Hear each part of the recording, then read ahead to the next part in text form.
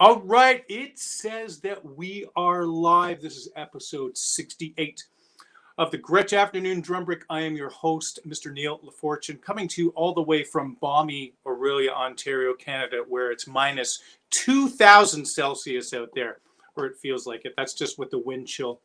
Anyway, I am so excited to be here to chat with today's guest, Mr. Morgan Childs, and I'm going to take some info right from his website, morganchildsmusic.com.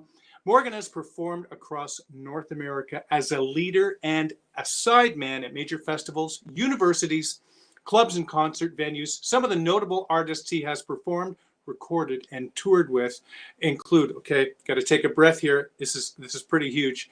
Ingrid Jensen, Rob Sheps, Mike Murley, Brad Turner, Bill Kuhn, Mike Allen. Hi, Mike. Phil Dwyer, Layla Bialy, Ian Hendrickson Smith, Brandy Disterheft, David Braid, Hugh Fraser, Robbie Botos, Zach Brock, Chris Gale, Kelly Jefferson, and Don Thompson. In 2007, Morgan released his debut CD as a leader called Time on the Vancouver-based Cellar Live record label. So everyone, please give a warm welcome to the fabulous Gretsch artist, Mr. Morgan Childs. All right. Hey! How Hi, are Neil. you? Good. How are you?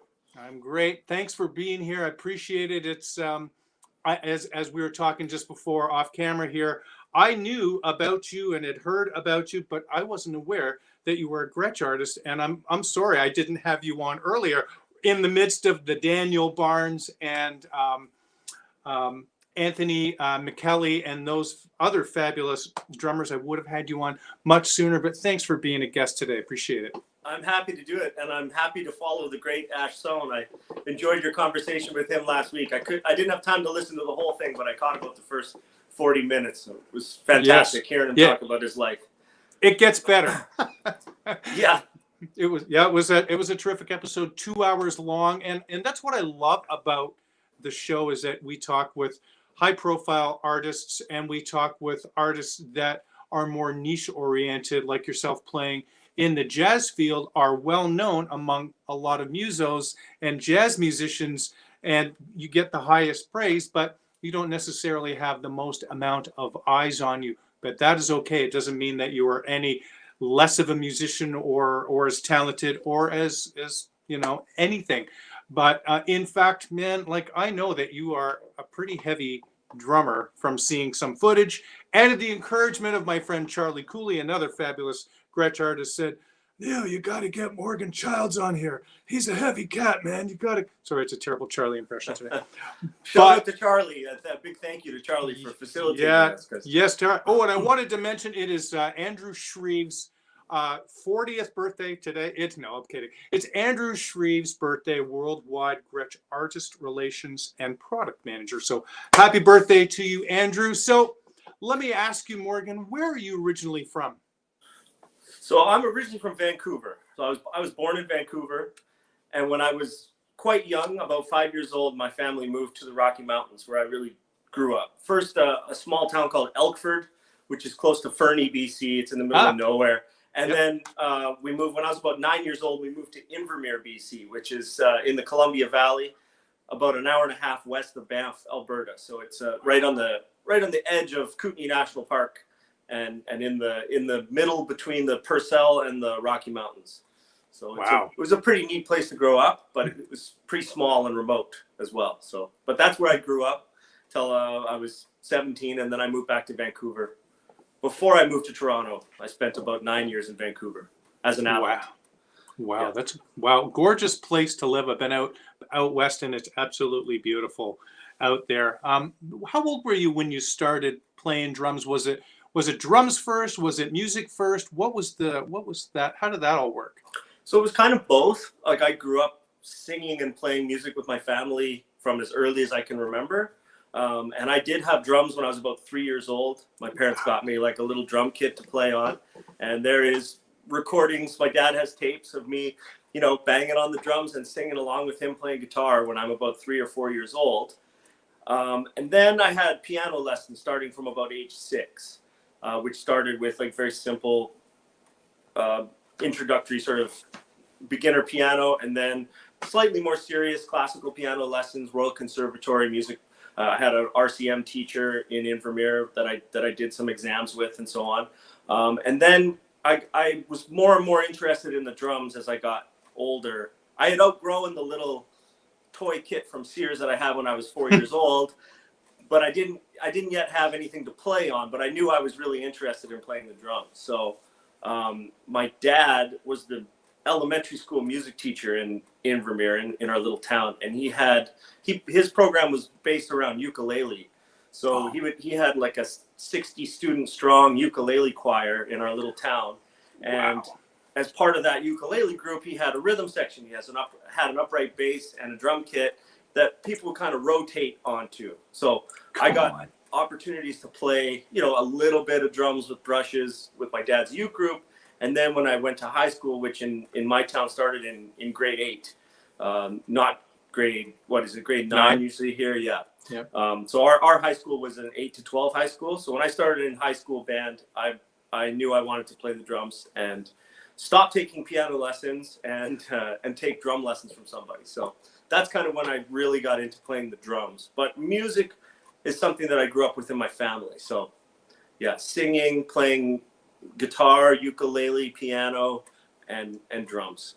Man, what an incredibly rich, childhood experience to have exposure to playing piano and knowing, and probably not struggling to learn it as much as an older person trying to learn piano, because when you're a kid, those things tend to maybe come a little bit quicker.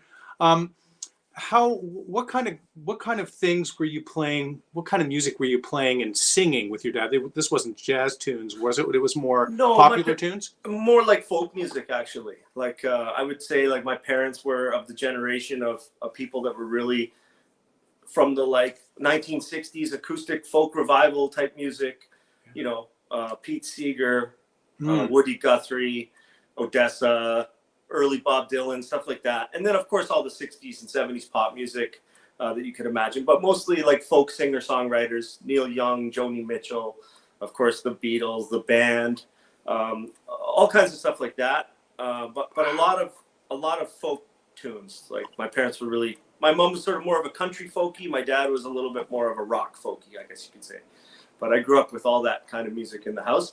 And then my parents' record collection really was wide ranging. There was classical music, there was world music, music from Africa and India. And if you go to my dad's house to this day and mention that you like something, he'll go to his record collection and pull something out that relates to it in some way. So even when I got into alternative music and, punk rock and hip hop when I was a teenager, there was already the Clash and the Sex Pistols and the Dead Kennedys in the record collection. It was all there to check out the roots of whatever I got into, right? So yeah, it was a pretty supportive environment for music.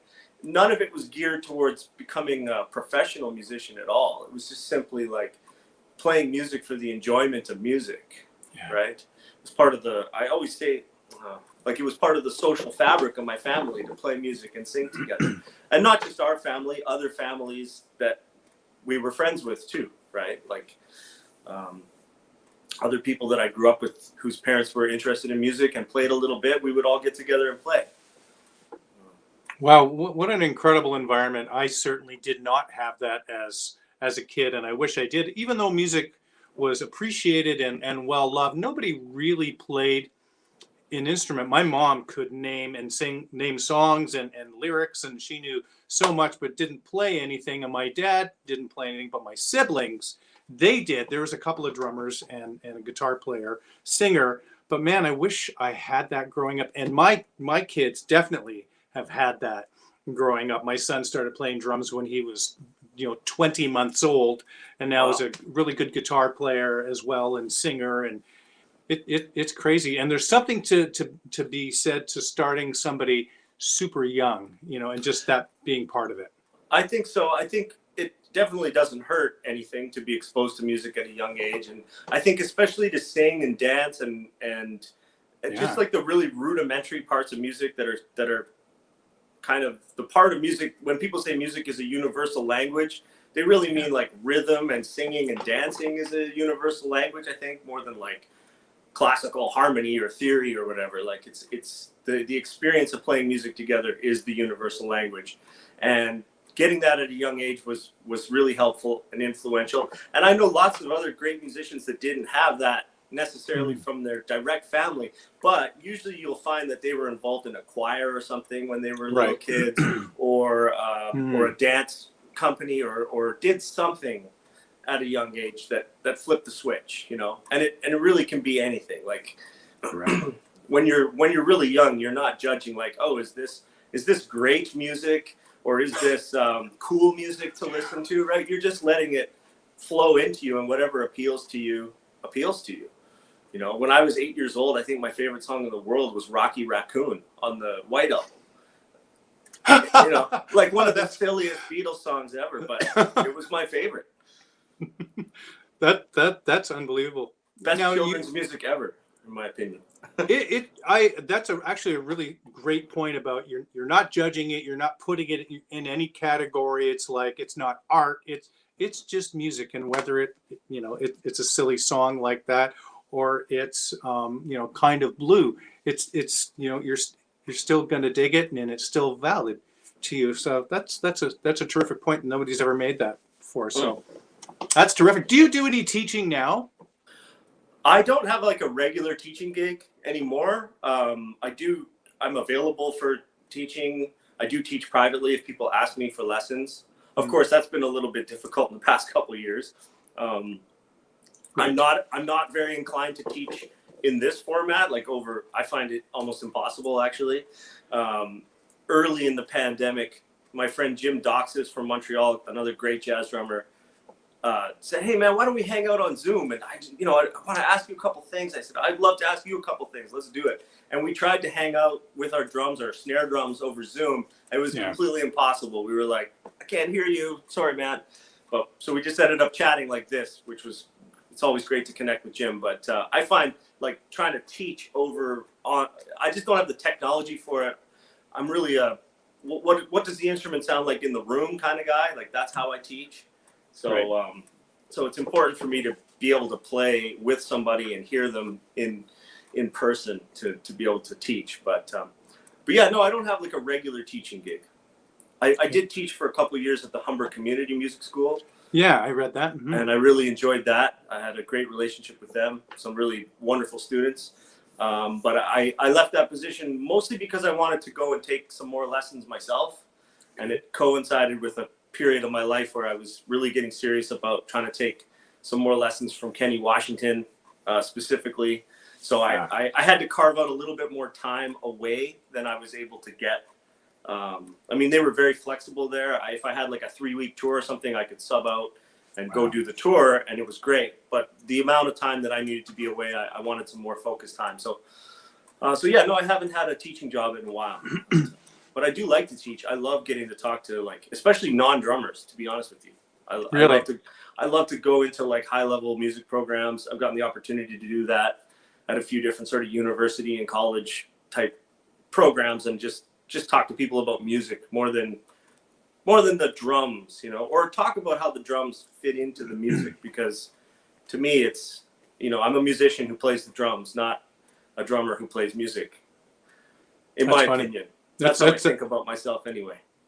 That's very much when I was studying with Jim Blackley, that was kind of the approach. It was it was always about playing music and not about playing the drums, and always the chance to play with people. He used to say, if you have a gig, call for a gig. There's a famous quote where he says, throw the books in the garbage and go out and play, even if you're only playing quarter notes, just you're going to learn something. So, but that's a great, I'd love to definitely, when things are safe to do so, come and have a lesson with you. It'd be a lot of fun for me, for sure. Yeah, or I'll come up there and just hang out for the afternoon. We've got lots of stuff here, lots of fun drums to play, that's for sure. Excellent. Right. Nice. Let's talk about your drum lessons. When and how old were you when you actually started studying, and who was that with? What kind of things did you cover? Okay, so I got to think a little bit about how far back to go and like who to talk about first. So my family, because of just coincidence and happenstance, like my family was connected to an older saxophonist named Don D.T. Thompson, who's passed away many years ago. He's not the Don Thompson who plays piano and violin and drums, piano and drums, and is a brilliant composer and arranger, et cetera, et cetera, right. et cetera. Yes. I mean, of course, Don is a legend, but no, Don D.T. Thompson, as he was called, was a fantastic, tremendous bebop saxophonist, also R&B and blues saxophonist. He was Anne Murray's musical director for many years. Okay. A definite Toronto legend, older players on the Toronto scene, guys that are 20 to 30 years older than me, revered DT when he was around. He was a very funny, super hip guy, and he really was a great musician. And he spent the end of his life living out in Vancouver for about the last like 15 years of his life. He lived in Vancouver, and I got to know him when I was a little kid. And that was kind of where I got the jazz bug from, was spending time with DT as a kid. Okay. I had to buy some drums to be able to play in the school band, and there were no drums for sale in Invermere, right? So in my summer of my grade 8 year, I went to Vancouver and I lived with DT and Wow. and his partner Kate, who was friends with my parents for like years before I was born, 10 years before I was born. So these are like old family friends. Sorry, this gets like a little bit convoluted, but this is great. I spent a month with them trying to find some drums to buy. And I found some drums to buy with the guidance of Freddie Webster, who was Al Webster's father. You know Al Webster, the great Sure drummer? do. Yes, Sure. I do. So Al's dad, Fred, helped me buy my first drum kit. So he was one of the people that I was connected to through DT. And also that summer, I met Hugh Fraser, Ross Taggart, Campbell Riga, a lot of the very influential West Coast jazz musicians, and the guy who became my first teacher, Blaine Wickjord, who's a great drummer. He was in the Hugh Fraser Quintet at that time. And those guys taught at a summer camp in Penticton, which was close enough to Invermere that I could imagine like actually going to this camp, right? So I got a little bit of guidance that trip when I bought my first drums, like go home, work on this, listen to this, you know, oh, you like Buddy Rich, but you got to check out Art Blakey and Roy Haynes. Like you got to check out Philly Joe. You know, DT showed me how to hold the sticks properly, play the ride cymbal beat, you know, and then I was off to the races trying to figure out as much of it as I could to be able to try to go to jazz camp in Penticton when I was a young teenager. So when I was about 15, Wow. I went to jazz camp, and that's when Blaine became my teacher. And I studied with him all the way up until my second year of college. Whenever I could get a lesson with, we call him Whacker. Affectionately, he's known as Whacker to his friends. So I would go get some time with Whacker, and he'd give me piles and piles of stuff to work on. And at that time, I started to think, geez, maybe I could go to music school. Like that, maybe this is really what I want to do, right? And I had a lesson with Blaine where he just said, oh, you want to go to music school? Okay, like, here's what you need then. Like, here's all the stuff. And because he himself was a student at Jim Blackley's, I got some of that philosophy from him. Some of the methods and philosophy around the ride cymbal and the syncopated rolls, particularly on the snare drum and stuff like that. We were working on that. But Whacker's a real musical teacher in the sense that it all came with a lot of recommendations about who to listen to, particularly Roy Haynes, Art Blakey, and Philly Joe Jones, I would say would be the three that were really impressed upon me at that time. Like, play your ride cymbal like this and play time, you know, learn how to play good time, learn how to comp, forget about the soloing, like, not forget about the soloing, but it's like, right. The soloing comes from time, right? So work on time and you can't go wrong. That was kind of the message I got when I was a teenager. So Blaine was my first real teacher. And then I needed someone more regular because I lived in Invermere and Whacker lived in Vancouver, and I didn't get to see him that often. You know, I'd be lucky to get 2 lessons a year from him. Wow. You know, maybe one at jazz camp and one more when we were down visiting my grandparents and stuff in Vancouver or going to Vancouver Island. So I needed a local teacher, and we just kind of lucked out there was a fellow who was living in Invermere who had retired from the music business, become a stonemason. His name's Jeff Bowen. And Jeff was this very, very natty, polite English gent who had worked with Herb Ellis for years. He lived in LA in the 60s and had become Herb Ellis's regular drummer. And he kind of came from that, like Colin Bailey, trying to think of other great English jazz drummers, like who's the guy that Ginger Baker was tight with? Phil Seaman. Phil Seaman, thank you. He kind of came from that school of like polite, light bebop drumming. When he asked me who I liked, and I said, "Oh, Art Blakey and Elvin Jones," he says, "Okay, the loud guys. You got the loud guys. Come over to my house, and I'll show you a couple of other guys that aren't so loud all the time, right?" So I go to his house. He'd make me a cup of tea, and we would sit there and work on stuff, real simple ideas like simple comping, brushes, ride cymbal, and then he'd play me a couple of records and send me on my way.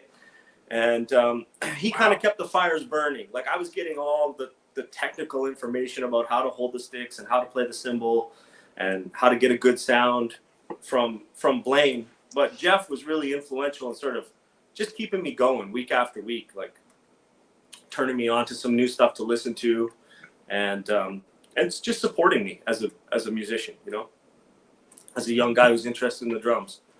And here he's a stonemason that lived not far from you and had worked with Herb Ellis, did you say? Herb Ellis was sort of his main gig for about 10 years when he lived in Los Angeles. But he played with a few other guys too. I think he's not on a Herbie Hancock record, but I think he played with Herbie under some circumstance. And he had a bunch of stories about living in LA in the early to mid 60s, playing with different guys.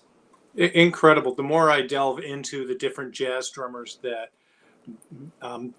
spent a lot of time in the studios in LA or in Toronto and whatnot, it's not just the star drummers that are the heavy cats, man. I remember seeing Blackley himself play. He played at almost every one of my lessons, which was unbelievable. It was rare if he didn't play. And it was astounding to watch this man. He was almost 80 when I was with him, and he would play Latin stuff like nobody and play up-tempo jazz. We'd be at I think it was 300 or 320, and he'd be feathering the bass drum, and he'd be playing the cymbal. I kid you not, with the Ralph Hardiman sticks. Oh, I have a pair of those right over there. He yelled across the room to me, says, "Son, I'm an old man and I can do it." It was great seeing. But man, you can learn so much from people that you don't suspect. So it's great. What were the Kenny Washington lessons like, and what did you cover? Why did you go to Kenny? I went to Kenny because I took a lesson from Greg Hutchinson a few years before that. Whew. And I've known Greg since I was about 20 years old. He played on a friend's record in Vancouver, and I got to meet him then and be in the studio with him a little bit and lend some drums to the session. And then when I moved to Toronto, I started to be able to go to New York more regularly because it's kind of a lot closer. Yeah. Mentally and physically, it's a lot closer than it was in Vancouver. I think like all the time I lived in Vancouver, I went to New York once, and then I moved to Toronto and I went and spent a month there right away. Like right after I moved, I went to New York and spent a month. And Hutch happened to be around. He was still living there at the time. Now he lives in Europe, but I just went to see him play, and he remembered from meeting me from Vancouver. And I just said, "Hey man, are you busy? Like, can I get some time?" And he's like, "Yeah, come over." So I had a great lesson with him, and I knew that Kenny had been his teacher when he was a teenager. Like he lived on the same street, and actually I think they're related through marriage. Like Kenny's like his uncle or something. Okay. But I just knew that, like, I mean, I've always loved Kenny Washington's playing. I knew he was an expert on the Will Coxon book, and I had gotten into playing those solos in college, and I got more and more serious about trying to refine it. And I just knew that, like, from talking to other guys in New York, Kenny's like the expert on that stuff. And if you really want to know, if you want to get better at playing it, he's a good guy to check out. So when I went to him like that, we started on Rollin' in Rhythm, the first Will Coxon solo in that book, Rudimental Swing Solos or Modern Rudimental Swing Solos, whatever it's called. We started Rollin' Rhythm and went from there. And I learned that his approach to that book is not based on becoming a chops monster. It's based on getting a really great controlled sound out of the drums and being able to control your dynamic level, you know, from a whisper to a roar in a really precise way. And then using some of the information in the book to creatively kind of come up with your own variations, which was something I had kind of done a little bit of, but he just kind of broke it down for me. Like, this is what this is for, right? Like, why are you playing this stuff? This is what it's for. This is how you can work on it, right? And then also Jim Chapin book. He's really big on the Jim Chapin book and some approaches to that stuff. And, you know, he's very generous with his time, like lessons 2 hours long usually. Go to his place in Brooklyn, and you go up like 5 flights of stairs to his drum cave, and then it's on, you know. But if you want to get better, he's a super generous guy, super great teacher, and he was a great teacher for me. And I went back to him several times. Like after that initial lesson, I had a lot to chew on, and I knew I needed more. So, you know, when I went back to New York, I managed to get some grant money and spend some time with him, and also with Billy Hart and Jimmy Cobb over about a 5-month period, 5.5-month period. I was really, really lucky to connect with those guys. Obviously, I mean, they're all legends, and they all have slightly different perspectives, some overlapping perspectives, some varying perspectives on music. But you know, Jimmy Cobb is my personal hero, has been my whole life. So spending time and getting some stories from him was just a very soul satisfying experience. Very like special for me. Yeah. Wow. So, That's incredible. I had no idea. I'm Facebook friends with Joe Farnsworth, and Joe, as you know, Joe is an encyclopedia of those great drummers. And man, I actually should be hitting Joe up for a lesson, but there's so many to choose from, and it's like, well, one of the great things. Like, what do you work on? Go ahead. Yeah, one of the great things about being in New York for like longer than a weekend or a week is that you do get to know some of these people, see them play all the time. You know, my friend Brandy Disterheft, who's a great Canadian bassist who lives in New York. I mean, I toured with her across Canada several times, and she's been a friend of mine since we were like teenagers, like 18, 19 years old. We went to the Banff Center together, you know, and she plays, at that time, she was playing with Harold Mayburn and Joe Farnsworth almost every week at Fat Cat or Smalls. You know, you go to Fat Cat for like $3 and hear those guys play. And if it wasn't Joe, it would be someone great subbing for him, like Jason Brown or Joe Strasser, or, you know, like all these the guys, like you say, who are great drummers who maybe don't have the top line attention of the industry, right? But man, can you learn a lot just sitting there, you know, listening to the sound that those guys get, you know. So that was part of that whole experience for me, was getting just to spend time in those places, listening to great drummers, like going to Smalls to hear Tane from 5 feet away, right? Or Bill Stewart, or Adam Nussbaum, or Hutch, or, I mean, it's just like a murderer's row. There's so many great drummers down there. You can go out every night, right? So, yeah, every time I'm in New York, I go to Smoke to hear Farns play with the Groovers, with Mike Ladon and Peter Bernstein. That's pretty standard operating procedure for me. So yeah, Joe's great. Yeah, Joe's absolutely amazing. He's the keeper of the flame of Art Taylor and Jimmy and all those great drummers, Billy Higgins. And I love I love his videos that he put out at the beginning of the pandemic, where he would pay tribute to AT, to Art Taylor. Yes. He would pay tribute to Art Blakey and Roy Max Haynes. Roach, Roy Haynes, and he went to I'm blanking on that's terrible. John Ramsey's house, which was Alan Dawson's house. Yeah. I was freaking out going, because my friend used to study with AD and would have gone to that house back in the 70s for some drum lessons to see that. It kind of reminded me of studying with Blackley, although Blackley's was when he was living up in Barrie, it was like immaculate. There was like 2 drum sets. I went to his house once.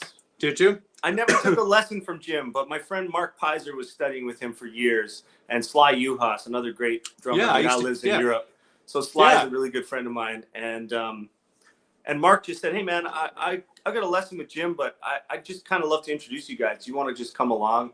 And I said, "Sure, of course." So we went up to I wasn't living in Toronto yet at that time. I was just visiting, and Mark Pizer, great guy, really good friend of mine, took me up to Jim's house, and he just he made us a cup of coffee, and we sat there and just talked for a couple hours. He was a real gentleman.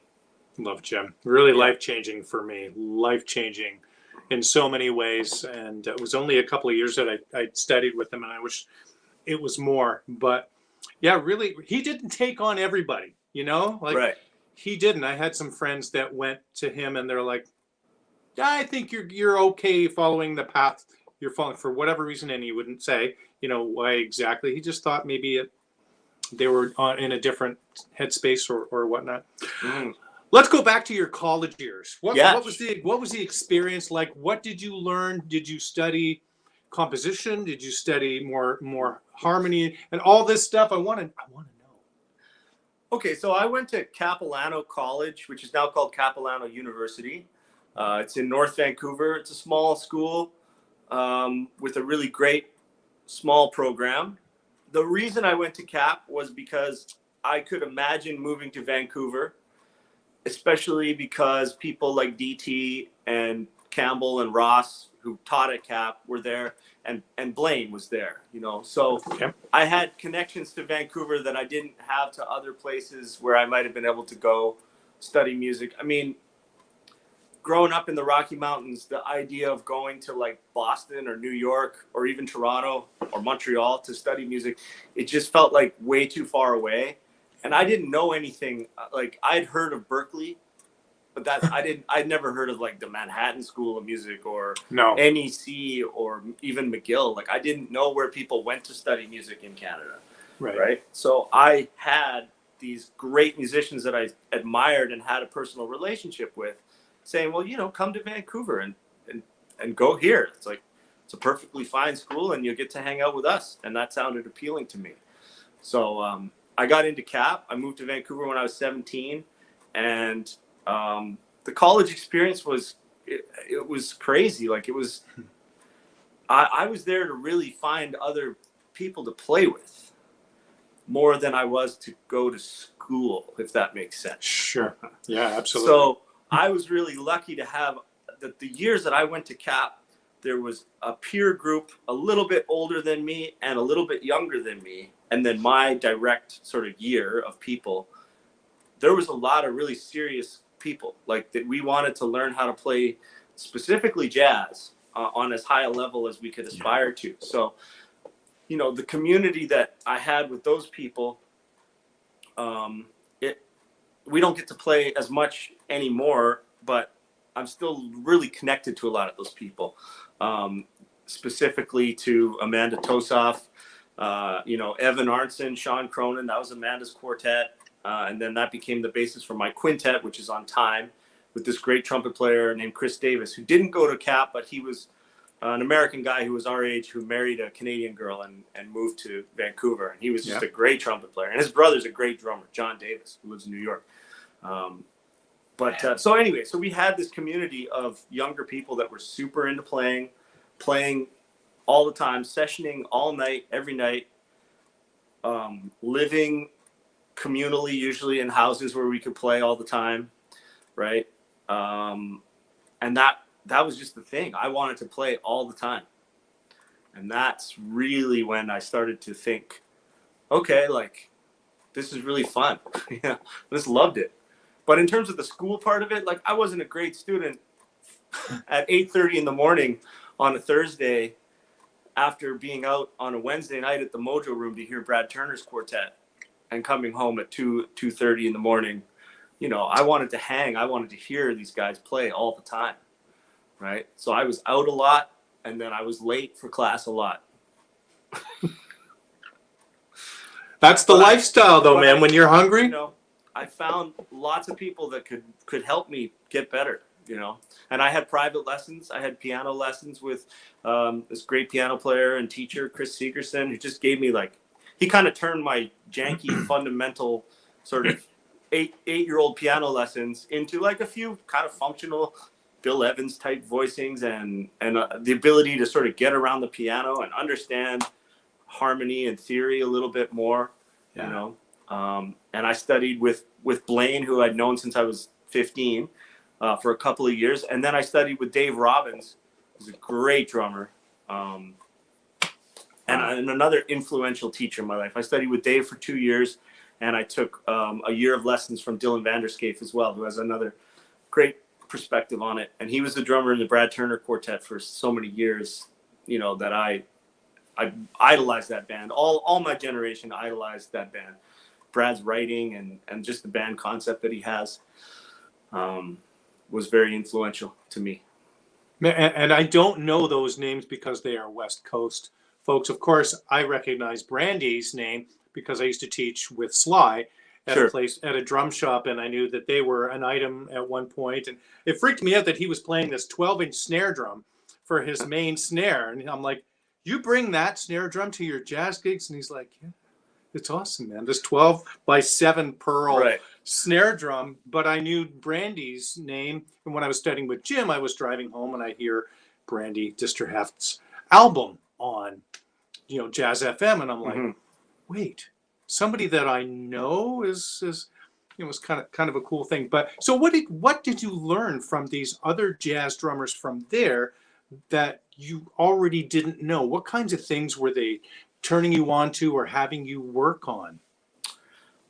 I guess well, one of the things was just that, like, taking lessons from a different person. When you take lessons from one person for like 5 years, they kind of become your guru. You get a lot of their way of doing things, you know, and then you realize when you study with other people, it's like, oh, there isn't just one way to do. Not that Blaine ever said this is the only way to do things. Right. It's just that he didn't want me to hurt myself playing the drums. So it was like, this is what good technique looks like, right? This is how you play so that you're not going to hurt yourself. So you can practice for 5-6 hours at a time, you know? Right. When I went to Dave Robbins, you know, Dave, he was like, oh, let's just like not forget everything that you've learned, but just like, we're not going to do a bunch of like independence exercises. So let's talk about music. Like, you can already do that, right? Like let's talk about music.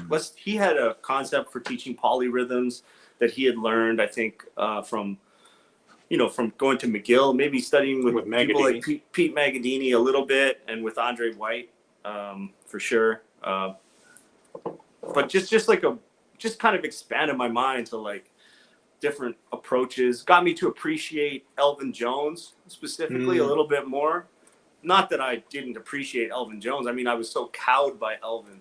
I didn't really understand Elvin as much as I understood Tony Williams for some reason. Like, when I was in my early 20s, I gravitated more towards Tony Williams than Elvin Jones. Not that it has to be a binary, but at that time I was like, oh no, Tony's my guy, right? Yeah. Because I could hear the connection from Tony to Max Roach and Roy a little bit more clearly than I could with Elvin, who is kind of a more abstracted Philly Joe Jones in some ways.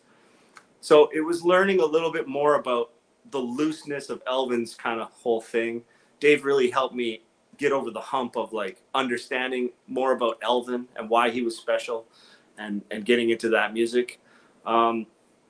He also turned me on to like lots of just great stuff to listen to. Yeah, lots of other great stuff to listen to. Modern stuff, old school stuff. You know, he was a very, very open teacher, very helpful. So see, that's crazy. Like, is he a known player out on the West Coast? Sure. Oh yeah. He works all the time. And I mean, he played also with Hugh Fraser's quintet for many years, touring the world, going to Cuba and Brazil, you know, and so he had some folkloric type of rhythmic teaching stuff too that he'd gotten from just being in those places, you know. Oh, yeah. So, Mr. Charlie Cooley has joined us, fellow Gretsch. Hey, Charlie. All right. Thank you for suggesting our guest today. And hello to Alexander Alexic, my good friend Alex. I've known Alex a long time. And yes, so appreciate you guys tuning in. Man, this is fascinating. You're making me want to look up so many other drummers. And one of the benefits that I've had from talking to so many different artists is just being exposed to yourself, your playing, but also your influences and other people's. Like, I would have never guessed that you would have had so many teachers and so many, well, I should know, but it's amazing. So I'm going to go and listen to these other bands and these other musicians that you have suggested, that you have experienced, and just get my horizons broadened a little bit more. And this is amazing. Yeah, I mean, like I said, it was a great experience to live out there for as many years as I did, and kind of like start my career among people that knew me from when I was a teenager. So they had kind of a vested interest in helping me, right? Yeah. And they did help me a lot. And there was other great drummers out there that I never studied with, but they were just on the scene, like Joe Poole, Jesse Cahill, Bernie Arai. Those three guys, I would have to mention them as being like super influential when I was around Vancouver. Jesse lived in my neighborhood, and we used to hang out all the time. He'd come to my gigs. I'd go to his gigs. He'd sit in at mine. I'd sit in at his. You know, he was like way more advanced than I was, being older than me and having more experience. Very generously would have me over to his house to listen to records and just talk about music and drumming. And, you know, it was a fun time. It was a fun developmental time in my life for sure. Is Joe from out west? Yeah. Joe's from Maple Ridge, BC, I think. Because I saw him at Manhattan. He lived Guelph. Yeah, he lived in Toronto for years, for a few years anyway. He was nuts. He moved back to Vancouver when I was about 21, 22 maybe, something like that. And like everybody wanted to play with him. He's got a special thing. Everybody still wants to play with Joe. But I bet he had a Westbury bass drum. That little kid's bass drum? Yeah, and I had my son had that same drum kit, and I used to play jazz gigs on that. It sounded amazing, but he had a good snare drum. It was a Sensitone, I think, Pearl Sensitone black brass drum. He was heavy. I'm trying to think. He was playing with the Shuffle Demons saxophone player. Oh, Rich Underhill. Yeah, holy crap! And I was just floored. I was probably 10 feet from the band and was just like, I want to go home and practice. Anyways. Well, isn't that proof positive that it's the player more than it's the gear, right? Like if you have a concept in your head and if you have a little bit of technique and facility to be able to get the sounds that are in your ears and in your imagination, I mean, it doesn't really matter as much it does matter, of course, what you play on, but the sound comes from the person. Right. Yes. I find that you have much more options when you're actually playing Gretsch drums. And it's a good segue for me to basically ask you, when was the first time that you had heard Gretsch drums? And when was the first time that you had actually played a set? Wow, that's a good question. I would think that the first time I heard Gretsch drums would have probably been Dylan Vanderskeef's kit with Brad Turner. And Dylan played on a 16-inch bass drum that he got from Claude Ranger. Oh. He had one of Claude's drums, and I think Daniel Barnes has a very similar one, a 16-inch Gretsch bass drum, with a 12 and a 14, and just like a very slightly smaller than usual bass drum. But that probably would have been the first time that I was aware that I was hearing like, oh, he's got a Gretsch kit. Dave Robbins also played a Gretsch kit. I don't know what he's playing on these days, but he had those like walnut Gretsch from maybe the early 70s, stop sign badge Gretches. Yeah. They sounded great. Jesse Cahill also had a Gretsch kit. So the first time I probably played on a Gretsch kit and realized that it was like a bit of a different sound than the other kits that I had known in my life. Like I grew up playing on a Pearl export kit from probably the mid 80s. Sure. In rock sizes. Which was a perfectly fine kit to play on, to learn how to play. And then my first professional kit was a Yamaha Maple Custom Absolute, in the early series of those drums. Probably got those in like 2000 or so, 2001 maybe. And they were great drums. Like that was the first time I was like, oh, these are like properly sized for jazz. Right. This is a professional level kit. This is the same kit that I see Peter Erskine playing, or Roy Haynes had this finish or whatever, right? Like, wow, I'm now playing a real instrument. So that was the first leap to like a real instrument. And I played those drums for many years. went through a couple other different drum kits before I was like, you know what?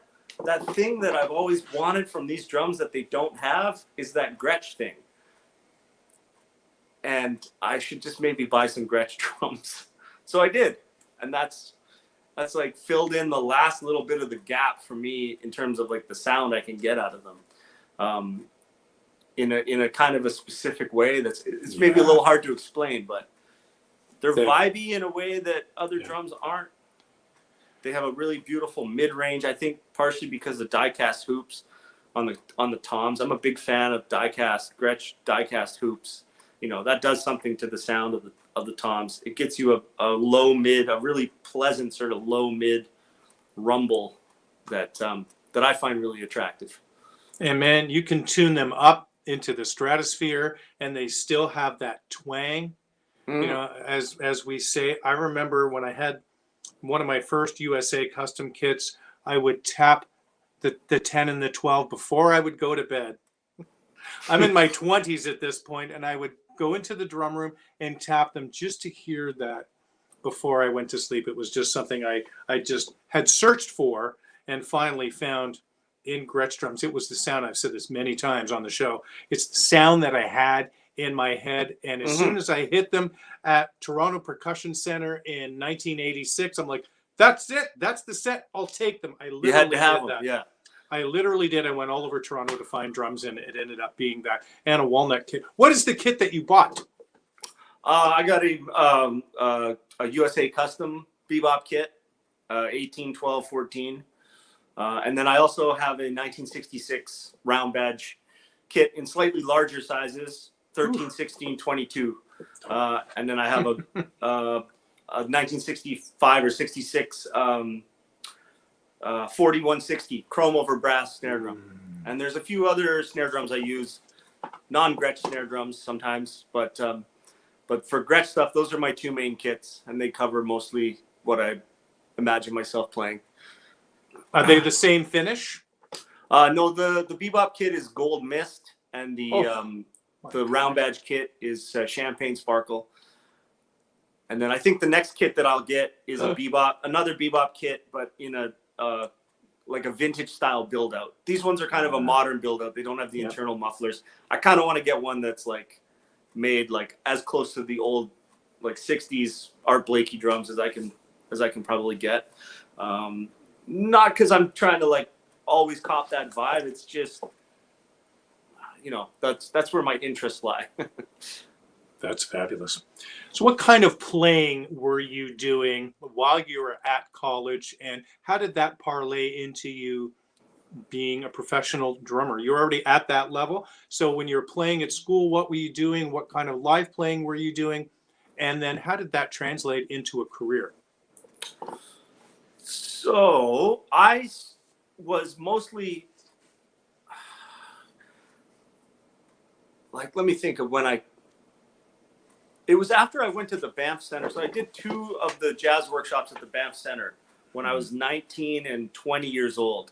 Wow. And that's when I really was like, okay, this is a worldwide thing. Like, people play well all over the world, right?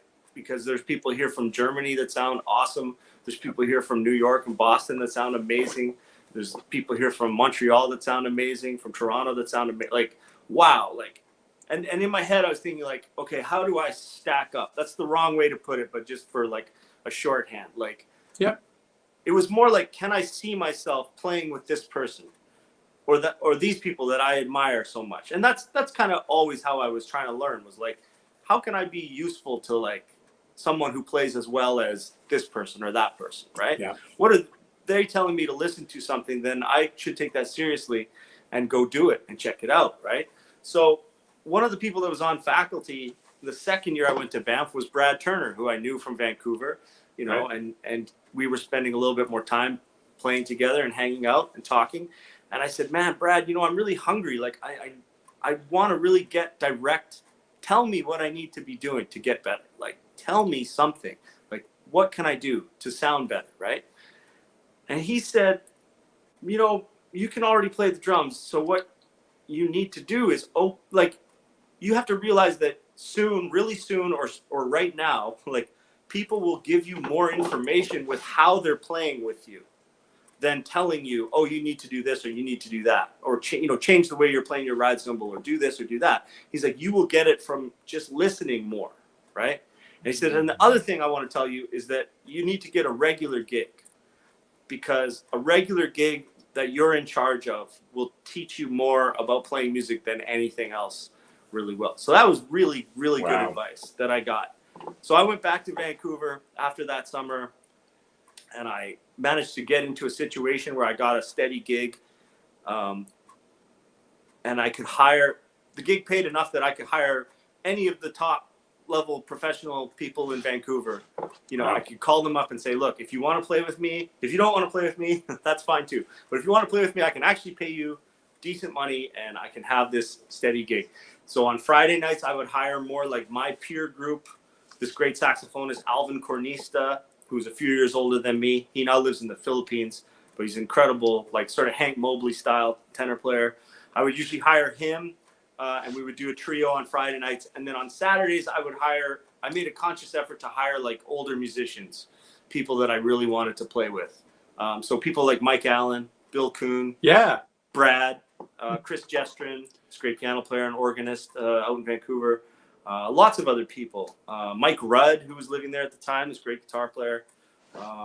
And because I had a gig where these guys, I think they felt respected, like I was offering professional level money. I wasn't, I was trying to treat them with respect, and they would come down and play. And I learned so much from organizing that, making sure we always had music to play, try to bring in tunes and make the gig interesting, handle all the business with the owner and the manager, who I had to keep happy of this place, and learning on the job. And then ended up getting 2 steady gigs in my neighborhood, which was Commercial Drive.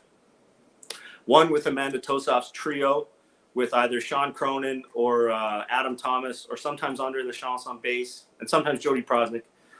And then my own saxophone trio gig at a real like knockdown, drag 'em out type of place on Tuesday nights. And I usually got my good friend Chad Makala, a great baritone saxophone player, and Adam Thomas on bass. And we used to just play, like, Chad was crazy. He would want to play Cherokee in all 12 keys every gig. Like, we would do crazy stuff like that, and just be playing and playing and playing. And everybody in town knew that if they ever wanted to come and sit in, that we would be playing real hard down there. So people would come and sit in all the time, and that developmentally, that did a ton for me. Now, the other gig on Wednesday nights with Amanda's trio, that was more like, we had to play intense but quietly too, because the owner of the bar would get real mad if we were too loud, because they'd get noise complaints. So it was that out of control burn on Tuesday nights, and then a real controlled thing. And Amanda was starting to compose more and record a little bit and book tours and stuff for her trio and quartet that included Evan Arnson on saxophone. So we started to just tour. And also because of the people I met at Banff, like not just the faculty that were amazing, but the other students that were there with me. I started to travel to Toronto and play some gigs out here with Chris Gale, and I went to Chicago to play with Zach Brock, who was still living there at the time. And we did some tours with this great saxophonist, Rob Sheps, who kind of was also like a teacher. Like, he was on faculty at Banff, and he kind of became like another teacher to me. He came to Vancouver quite often to play gigs, and he was very direct in how he communicated about how to get better. So I always kind of kept that fire burning, because he was very helpful to me. So it was all those experiences, just like trying to play a ton, man. And how long did you have those regular gigs for? Let's see. Amanda's gig was about 6 years at the Lieber Room. Wow. 5 years, maybe. 5 years. That's crazy. And the other place was called Falconetti's. And that was more like 3 years, maybe 3-4 years. That was kind of right before I moved to Toronto. So it was good because it kept me. And then, of course, there was all the playing at the Cellar too. Like, the Cellar was I never had a steady gig at the Cellar, but I booked music there a lot, and it was a really important place to hear music and play music. Right. Because that was like a real jazz club. You could do what you wanted on that stage. You could present music like however, whatever you were working on. originals or a tribute band or whatever standards. It was That's crazy. But there was a high standard, right? Like that was the other thing, like being around these guys who they had really high standards for music. Brad Turner has really high standards for music, Mm-hmm. Mike Allen, high standards. Mike Allen, the guitar player? Tenor player, saxophone player. Okay. Sorry, I play with Mike Allen, a guitar player. Oh, okay. He's a Toronto jazz guitar player, freelance guy. Oh, So okay. I thought you meant. I don't know. But yeah, he's fabulous. He's fabulous as well. So why the move to Toronto then? Things seem to be really swinging for you out west. Why Toronto? So I had visited Toronto a few times after Banff, and I became really good friends with Chris Gale and Lila and Brandy and people like that. We were all in Banff together, and I guess I just was like, wow, there's maybe a little bit more going on out here to keep people working a bit more, right? And at that time, I just, again, it just came from a desire to want to play as much as possible. And also being from a place, growing up in a place, staying there your whole life. Right. Trying to just aspire to something a little bit different, Spread your wings. You've got to go explore. And I thought, okay, Toronto's closer to New York too, so I can spend more time down there. That was important to me, But that was basically it. And how many years ago was that? How long have you been in Toronto? I moved to Toronto in October of 2009. So a little while. Close to 12 years now, 11 years. That's crazy. Yeah, that's amazing. And what kind of playing experiences, and venues have you had playing or being in Toronto? Question. So the first guy to bring me to Toronto as a visitor, this pianist named Gord Webster, who's originally from Ottawa but lived in Toronto. When I met him at Banff, he was living in Toronto, and then he lived in New York City for a number of years. I think he's living in Rochester now, but he's a great musician, great piano player, and he brought me out to play. And the first gig I ever played in Toronto was at a bar called Whistler's on the patio up on like the east side, like Broadview and Pape. Yep. And it was just a patio gig outside. Cool. And he got Norm Marshall Villeneuve to come down and hear me. Wow. So I met Norm. And then we played at the Rex. So this was like 2001, maybe 2002. And I met Tom Title, who books the Rex, then. And he just would book me. We became friends, and he would just book me whenever I would say, hey, man, I'm coming to town. Can I get the jam session on Tuesday and maybe a Thursday night? And I'll get that's terrific. Adrian Ferrugia or Robbie Botos, or, I would just come to town and hire Toronto guys that I'd heard or met through mutual friends. And that was helpful for me when I finally moved here. I had a relationship with the Rex. I had a relationship with some of the main drummers like Sly, who were playing all the time and who had greased the wheels for me, introducing me to various people. So when I moved here, I had gigs kind of right away. And one really important one was at a place called Joe Mama's, which was on King Street. Yeah. And they had a Hammond organ in that room. And Nathan Hiltz, the guitarist, Nathan Hiltz, my dear friend, and Bernie Sinensky and Sly would play at Joe Mama's every week, every Sunday. And I would just go hang out, sit in, sub in when Sly wasn't available. Over the next year after I moved to town, Sly became kind of less and less available for that gig. He had other commitments. He was doing a lot of touring, and it just kind of became my gig. So that gig lasted for like 6 years. We played in that room every week, and it had lasted for 9 years, I think, for in totality. But I was there for about 6, and we added Ryan Oliver on saxophone at some point. It became a quartet, and that band is called Organic. We released a record that we actually recorded a record at Joe Mama's.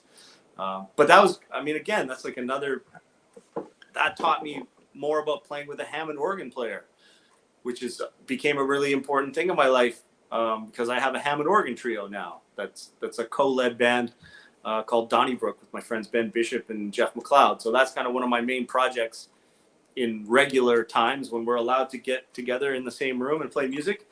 Yes, you know, really. play a lot of organ-based jazz. And I love that stuff. You know, that became a really influential part of my perspective. So yeah, that was an important one. Joe Mamas, you know, playing at the Rex all the time, and then getting to tour nationally with more people. Did a great tour with Rich Underhill when I first moved here, of Canadian jazz festivals. Several tours with Brandy over the years. Several tours with Amanda. Just various other people. That's always fun, you know, just feeling connected to everywhere. You can go play music for people, you know. That's amazing. I didn't realize that your resume was that broad and deep. From that's incredible. Nothing like playing with so many people in a variety of situations, from small clubs to festivals where the monitors might be terrible, and you really have to kind of adapt on the fly. And a lot of young musicians don't necessarily understand, especially the Instagram. A lot of the Instagram drummers, where they haven't really played with a whole lot of people, and I think that they need to. And really, hopefully, things get to where they open up and we can come and see you. Charlie Cooley said, really looking forward to hearing Morgan when things open up again. So we will have Likewise. a Gretsch hang with as many Gretsch artists, and we'll come see you, or come see Paul DeLong or Daniel or somebody play. And That'd we be can great. all kind of meet in person, which would That'd be super fun. to be a real trip. And man, that's incredible. So when did you become a Gretsch artist? How did that happen for you?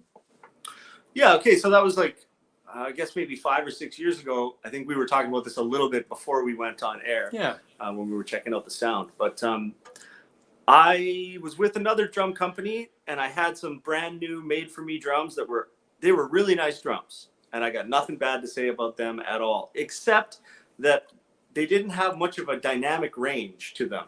And I realized after making a record or two with those drums, I was like, weird, they only sound good if I hit them really hard. And I really wanted something that was more sensitive. And I always found that, like, playing, every time I would sit in on a Gretsch kit or, you know, play a Gretsch kit, I was like, oh, right, these are super sensitive, and I can play really quietly and it sounds super full still. Right. So I amicably parted ways with that other company, and I sold those drums, and I bought a Gretsch kit. And then I posted about them on Facebook or something, and Daniel Barnes just messaged me. He's like, hey man, I saw your new drums. They look awesome. I should come hear them. And he came to a gig and hung out and heard them. And he was like, yeah, man, I got a relationship with them now, and I would be happy to make the intro if you want to, sweet, kind of be in there too. I said, oh, that would be awesome, because obviously Gretsch has a ton of, like, specifically jazz drum heritage that's super important. And you can go back and look at the history of who was playing Gretsch and when, you know, and you know that on a lot of the records that we revere and love, that those are Gretsch drums. So that's appealing to me, for sure, to be part of something that has a little bit of heritage attached to it. Yeah. So it was a really generous gesture by Daniel. I'm very thankful to him for that. I honestly haven't, like, gotten that much stuff. I kind of had, like, most of what I wanted. Same.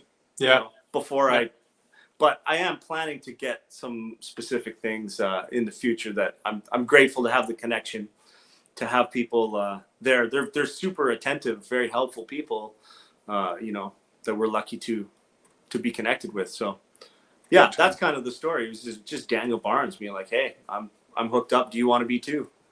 Yes, please. Let's do it. And connected you with David McAllister, is that right? Yeah, with David and with Andy, I guess. Andy DeCoulis, my man. man. Andy DeCoulis, yeah. Yeah, he's awesome. What a ridiculous guitar player that guy is. Holy smokes. It's crazy. You know, I've never heard him play, but I definitely take your word for it.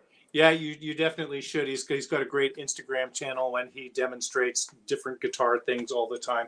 And there's lots of guys working in the sort of, like, industry, or even, like, the sales side of the music business, beasts. that are phenomenal musicians and come from that background. So yeah, that's not surprising to me. Yeah, if you've ever been to a NAMM, which I haven't, but I've been to MEAC. Well, we've got to go. Seriously, we'll go and we'll stay with Paul DeLong. Paul doesn't know this yet, but we'll sort that out. But anyway, but I it's would love true. to go to LA anytime, especially to see my good friend Tommy Harkenrider, who's a great guitar player, who I played with in England a couple years ago before the pandemic. And we became good friends. And he's like, "Oh man, you know Paul Pagat? This great guitar player in Vancouver that I used to play with all the time." I'm like, yeah, man, he's like one of my really good friends. So yeah, would love to go to NAMM, just to go to LA and hang with Tommy. Yeah, but, get some sun, see some palm trees, and go to the professional drum shop there. Man. Yeah, oh yeah, and also to see Joe LaBarbera, of course. Anytime you see Joe. He was a guest on the show a year or so ago, a little over a year ago, and he was gracious enough. We had a lesson, an online lesson, and it was awesome. So much fun. Oh my goodness, I love Joe. What a beautiful guy and a beautiful drummer. And he is all that and more. Absolutely. That is crazy. Speaking of the pandemic, what happened to your living, your career when that hit in March of 2020? Okay, so maybe to start just like right before March 2020, because the beginning of the pandemic was a bit of a ride for everyone, right? But it was particularly a little bit of a ride for me because I was in India with Kirk MacDonald in February. We did a 2-week tour of India with Kirk and Neil Swainson on bass and Virginia McDonald on clarinet, Kirk's daughter. And so we were over there, that quartet, and Kirk's manager, Judy, the 5 of us. So we were teaching at schools in Noida and Mumbai, and playing at these clubs in Delhi, and a festival in Jaipur, and a club in Pune, and then a really beautiful concert at the National Arts Center in Mumbai. So it was like a really nice tour. India is wild. I don't know if you've ever been there, but it's just crazy. Like it's super intense in every single way. It is super intense, but particularly in terms of like transportation. Yes, I've heard. Getting around and just seeing the sights and stuff like that. Yeah. So it was a really intense time, and it's really far away. India is really, really far away. So the travel to get there and back is strenuous, right? The return trip from India was a 2-hour cab ride to the airport in Mumbai, and then 18 hours on 16 hours on the plane, and then another like hour, to get home. So I was cooked. I was totally cooked. While we were over there, we weren't following the news. Like I'd heard of they're talking about some virus from China that might be in Spain now or something. But I didn't have time to read the news. We were moving from town to town, and like any available time that I had to myself, I was sleeping off the jet lag and trying to like preserve my energy to be able to play. So we didn't really realize we got out of India in the nick of time. We came home March 9th, 2020. Just as stuff like international flights were shutting down around the world, and particularly from the Asian continent, it became really, really difficult for people to get out of India. Starting on like March 11th or 12th or something, they're talking about having to get Canadian citizens out of India, on government flights and stuff like that, or military flights, because people were stranded, right? So we kind of got one of the last commercial flights out of India to come home. And I was so exhausted. I was just like, I can't think about anything. I just need to go to bed for 2 days. Like, I'm so tired. And then I woke up and all my gigs were basically canceled over that next weekend. I played a couple of gigs and played at the Rex on a Sunday afternoon. And at the beginning of the gig, I was talking to Tom because I was bringing my friend Ian Hendrickson Smith up from New York in April. We had a weekend booked. And I said, man, I talked to Ian, like he still wants to come if we're still doing it. He's like, yeah, well, we're playing things by ear right now. We don't know what's going to happen. And then by the end of the gig, like an hour later, he was like, sorry, man, like we're closing for 6 months at least.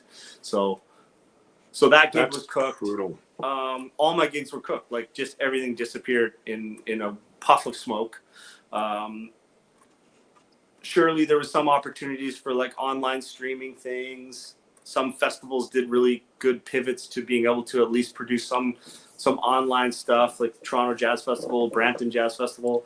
I was involved in some of that stuff. But yeah, I mean, like my regular day-to-day life as a gigging musician just totally disappeared. And I kind of turned towards, supporting my partner who's a teacher who had to pivot to like teaching kindergarten online from our Oh my goodness. How do you do that? Condo that we were living in at the time. It was kind of wild to see someone, it was tough. It was really tough. It was really tough for her. It was tough for me to lose all my gigs, but I just kind of was like, okay, we just have to relax and wait for it to come back. And it's going to come back. The more important thing is to keep ourselves safe, keep our loved ones safe.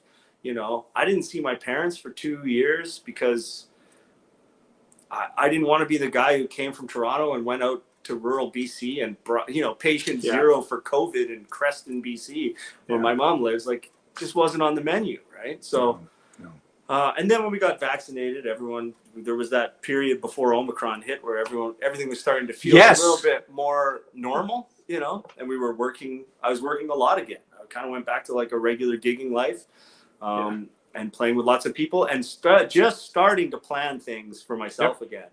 And now Omicron's kind of put the kibosh on that again. And I'm like, well, I'm glad I didn't plan too much of my own stuff because lots of my friends are canceling tours again now. And a tour, as you well know, represents sometimes hundreds of hours of work. Yep. Right. So yeah, it's been gutting to watch people just, to have stuff dry up and get canceled and rescheduled and God, when's it gonna end? But my own personal living situation has been good. We moved to a house, so we have more space.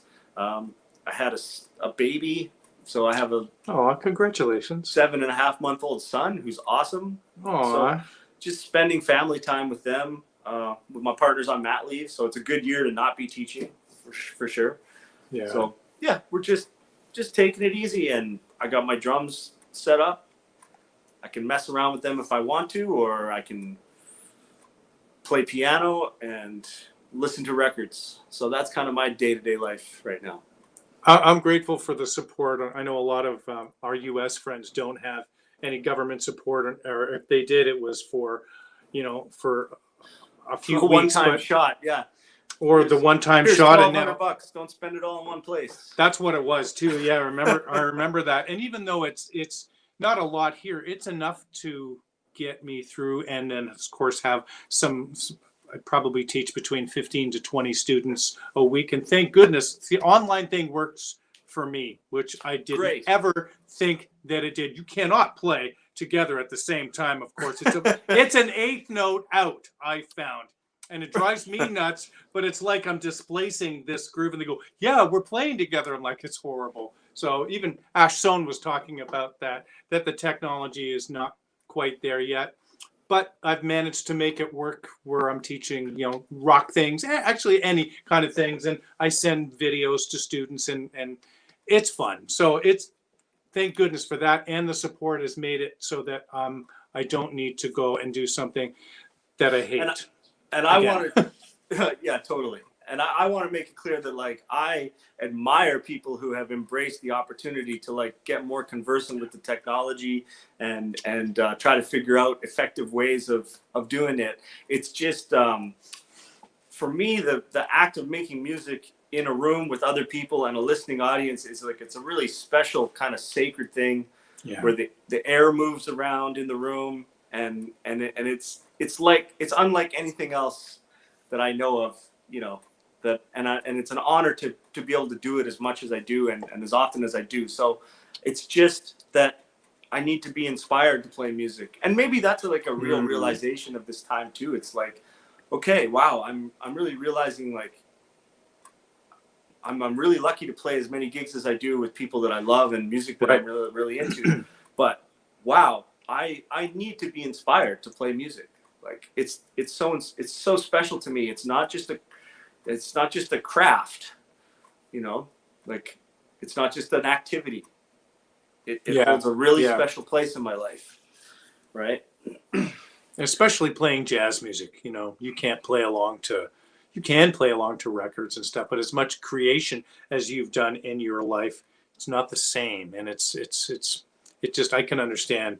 Me, I have no problem sitting here and working through a Ralph Humphrey book, or any of the Blackley books, or any of the other 2,000 drum books that I have here, just because I love it so much. Sure. And I just want to improve. So that's crazy. Awesome.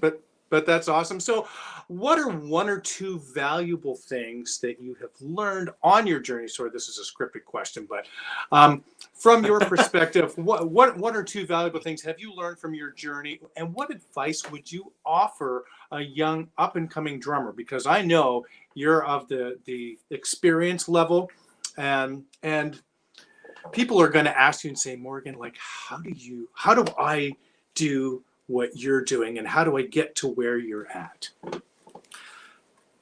I do want to say, like, for some of the younger drummers that I've been hearing lately, like in the last year or so, that I was unaware of previously, don't sound like they need any help from me. That's for sure. Right. There's some guys out there that are starting to play on a really high level, and I just want them to continue to do what they do. If I had any advice for like younger musicians, like, you have to follow the sound that you hear in your head, the things that are important to you as a musician, and you have to treat your own ears with respect.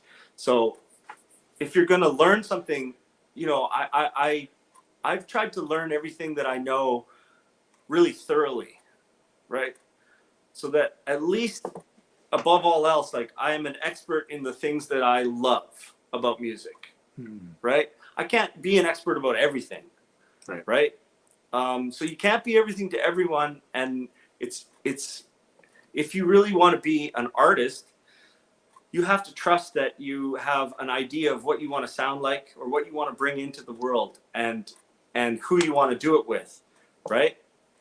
So find other people that think like that you're attracted to, right? Interesting.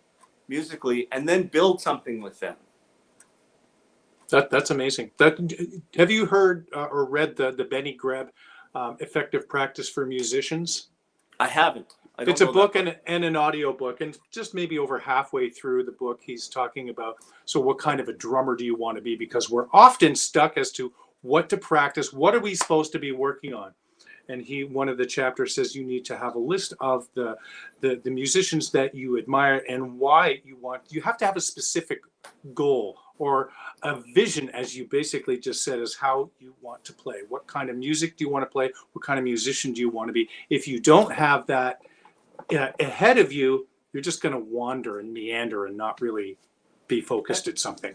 And I think it's perfectly okay to look for models, people to model yourself after. Like, if you really admire someone's sound or approach, dig into their stuff. Model yourself after the way they play. I always think of, like, for myself, to relate it to Brian Blade, because of how diverse his musical interpretations are. But no matter what he's doing, like, it's always Brian's sound, right? It's that touch on the cymbals. It's that dynamism on the drums, right? That ability to sort of like hug the contours of the music and always be like lifting it up the way he does so beautifully. That's what I aspire to. That's great. Right? That's a more nebulous concept than saying like, oh, I want to play with this person, or I want to win the world's fastest drummer competition, or I don't know. But it's a more of what's the word? It's like an ethereal type of goal. Like, just when you think you're getting there, you realize like, oh, it's further down the path, and you keep chasing it, But that is what I really try to tell all musicians who are interested in playing. It's not just jazz; it's all music. It's like, get inside the music, figure out what it needs, what frequencies your instrument provides, where they fit in to the music, and then commit to it, right? That's terrific. Man, I that's hope been that's amazing. helpful to somebody, anybody, That's amazing. It's terrific. Very, very wise, very insightful, and very deep spoken as an artist. And man, that's incredible. Thank you for that. What do you have happening for this year? Do you have any plans for this year? There another record or other tours? What do you have that you're hopeful to happen this year? So yeah, there's a few things that we all hope happen. So again, right before the pandemic, that was a weird time to release a record too. But Yeah. I'm on Amanda Tosaf's latest record called Earth Voices, which is a really beautiful project. It was recorded really, really well. And it features a bunch of amazing singers. Lila's on it, Emily Claire Barlow, Alex Samaras, Felicity Williams, a whole bunch of beautiful singers, really gorgeous music. And I know that that Amanda's going to tour that music at some point in time, whether that's Canadian festivals or other stuff. So we've all been sort of in a holding pattern going like, when are we going to get out there and do some dates to promote this record that we recorded now a couple years ago? And it's out in the world. It's awesome. And I really want to play that music live. So that's one thing that's on my list. My organ trio, Donnybrook with Jeff McLeod and Ben Bishop, we're going to do more stuff.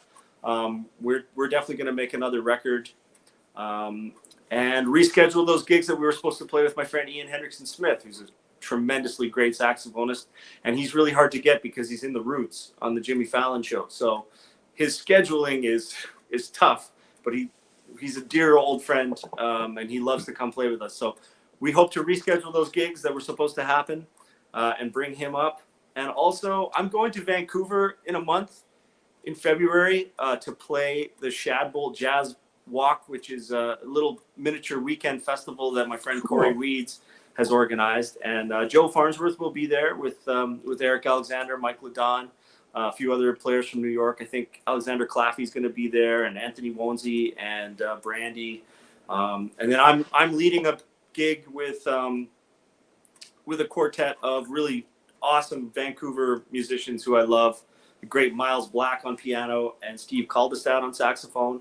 And then this tremendous multi-instrumentalist who will do me the honor of playing bass in my band, the great John Lee, who plays drums, bass, piano, and guitar with kind of equal facility. He's a tremendously great drummer too, but he's a seriously great bassist, and I love playing with him. Yeah, he doesn't need any of my advice. Young musicians, learn to play 4 instruments. Like, I don't know. that makes me sad. I'm looking forward to that gig because I get to see some of my friends, dear friends in Vancouver, and play, and just sort of feel a little connected to where I'm from. I don't know if I'm going to get to see any of my family because they're all in Vancouver Island, and it's just like one more little hop to get over there. So it might not happen this time, but yeah, those are kind of 3 main things that I've got going on: the organ trio, and then Amanda's record that hopefully we'll tour and promote, and more gigs in various places. I love to travel and play with people, So Wonderful. And where can people find you on the web? People can find my website, which is a little bit dated, but it's still there, and my contact is there. Instagram at Morgan Childs Music, Facebook Morgan Childs. I don't have really a ton of web presence. That's all right. My Instagram is like mostly personal. It's not a lot of music stuff. Well, more people need to know who you are and for you to be seen. Not that it seems like you've had any trouble with the actual career part, so maybe I don't know what I'm talking about. But I think more to get people to see how great you are and how talented and how versatile you are. I think that would be a smart thing, and hopefully we can get this out and a whole lot more people see this and just spread the good word. And you are a Gretsch ambassador as well, so, and I'm very happy for that. Thank you so much for the kind words. I'm just trying to figure it out like everybody else. So right, yeah. If people follow me on Instagram, maybe I will. I'll put a little bit more musical content on there from time to time. If anybody wants to just call me up and talk about music, call me up and talk about music like you did. I'm always happy to do stuff like this. Amazing. It helps build community, right? Which is what this is all about in a lot of ways, right? Absolutely. Absolutely. Mr. Charlie Cooley, awesome chat, gentlemen. Thank you, Morgan, for your words of wisdom. Thanks, Charlie. Charlie is such a tremendous human being. Love Charlie to death. So thank you, Morgan, for carving out this almost hour and a half. I appreciate it. And all the best to you in 2022. Again, we'll kind of keep an eye on the trends with to see if it's safe for us Gretchlings, as Daniel Barnes named us, to get together and have a little Toronto drum hang. That would be wonderful. That'd be awesome. Yeah, for sure. Keep me in the loop. And Sure it was a pleasure chatting with you. Anytime. Thank you so much. Thank you, everyone, for tuning in. Stay tuned for episode 69 next Friday, 2 p.m. Eastern Standard Time. Everyone, take care. Bye now. Ciao.